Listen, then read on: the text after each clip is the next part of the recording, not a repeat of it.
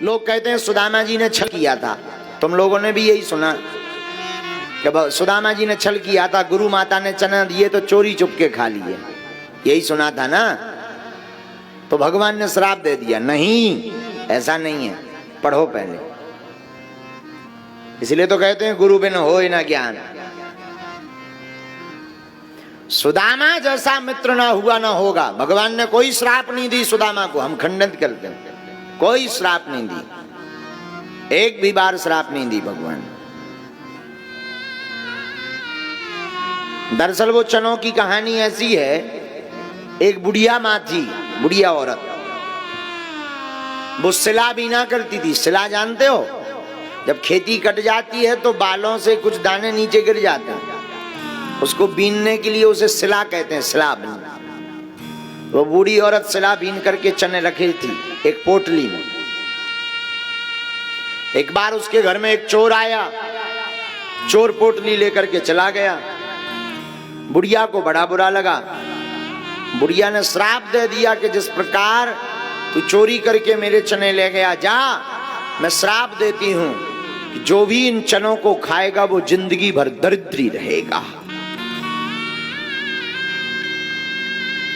वो चोर चने लेकर के भागा भागा जा रहा था, लेकिन जैसे ही संदीपनी आश्रम उज्जैन के सामने से निकला, उसके पैर में चोट लग गई।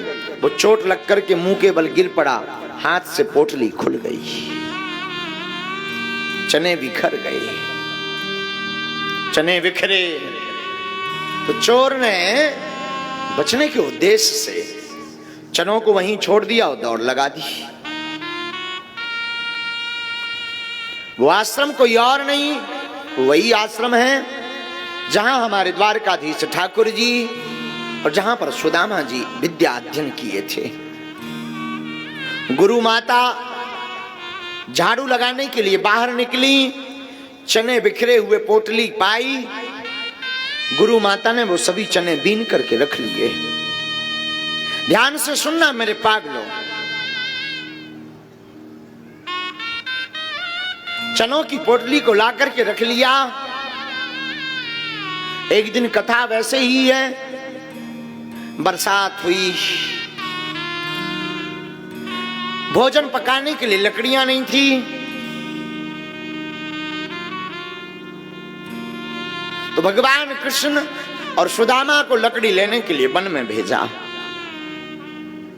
गुरु मां ने सोचा घर पे तो बहुत कुछ खाने गुरु आश्रम में तो बहुत कुछ खिलाने को नहीं है, इन चनों को दे देते हैं, बच्चे चनों को खा करके रह लेंगे, शाम को फिर आकर के भोजन कर लेंगे। वो श्रापित चने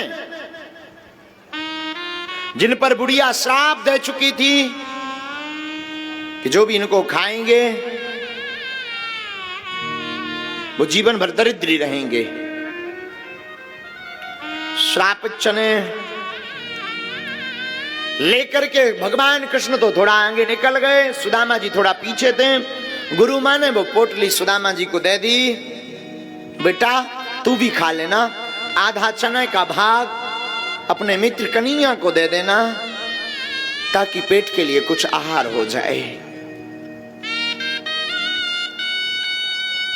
सुदामा ने गुरु मां को धन्यवाद दिया। हाथ में चनों की पोटली लेकर के सुदामा चले। निकले ही थे कि सुदामा ने चनों की पोटली को देखना चाहा कि आखिर चने कितनी मात्रा में, लेकिन सुदामा ने जब चनों को गौर से देखा, सुदामा कोई साधारण नहीं, भगवान कृष्ण का मित्र साधारण तो हो ही नहीं सकता। सुदामा भी ब्राह्मणो ब्रह्मवित्तमा विरक्त इंद्रियार्थेषु प्रसन्नात्मा जितेंद्रिया। सुदामा जी भी ब्रह्म को जानने वाले थे। सुदामा ने जब उन चनों को गौर से देखा तो सुदामा ने पाया यह चने श्रापित हैं, इनको श्राप लगी है कि जो भी इनको खाएगा वो जीवन भर दरिद्री रहेगा।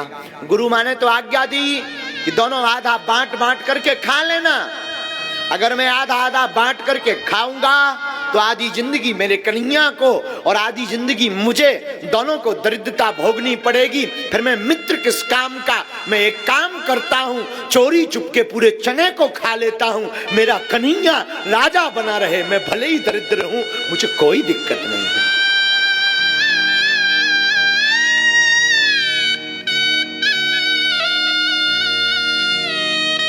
मित्रता को निभाने के लिए सुदामा ने वो चने खाए। हमने सुना है सुदामा ने जितने चने खाए वो चने के दाने थे 40। सुना है 40 दाने थे। इसलिए सुदामा 40 वर्ष तक भगवान कृष्ण से दूर रहे और दरिद्रपन भोगना पड़ा। सुदामा जैसा न मित्र हुआ न हो सकता। मित्रता का मतलब लेन देन का व्यवहार नहीं है। मेरे पागलो, तुम याद रखो, मित्रता का मतलब है सब कुछ अपने मित्र के लिए समर्पित कर देना। मित्रता कोई समझौता नहीं है तो कुछ तुम दो फिर कुछ मैं दूं। मित्रता का मतलब ये नहीं थोड़ा तुम मिलो थोड़ा मैं मिलूं। मित्रता का मतलब है अगाध श्रद्धा। मित्रता का मतलब है समर्पण। मर्यादाएं तोड़ दो मित्रता के लिए। तो मित्रता, वरना क्या खाक मित्रता।